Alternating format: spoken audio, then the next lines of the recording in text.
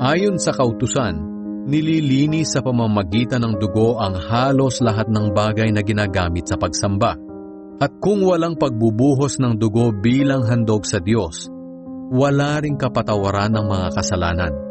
Kaya kailangang linisin sa pamamagitan ng ganitong paraan ng paghahandog ang mga bagay sa sambahang ito na larawan lang ng mga bagay na nasa langit. Pero nangangailangan ng mas mabuting handog ang mga bagay na nasa langit, sapagkat hindi pumasok si Kristo sa isang banal na lugar na gawa ng tao at larawan lang ng mga bagay na nasa langit, kundi sa langit mismo. Siya ngayon ay namamagitan para sa atin sa harap ng Diyos. Ang punong pari ng mga Hudyo ay pumapasok sa pinakabanal na lugar bawat taon na may dalang dugo ng hayop. Ngunit si Kristo ay minsan lamang naghandog ng kanyang sarili at hindi na niya ito inulit-ulit pa. Dahil kung kailangang ulit-ulitin, maraming beses sanang nagdusa si Kristo mula pa ng likhain ng mundo.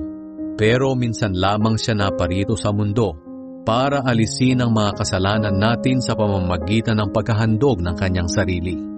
Ginawa niya ito nitong mga huling araw. Itinakda sa mga tao ang mamatay ng minsan at pagkatapos nito'y ang paghuhukom ng Diyos.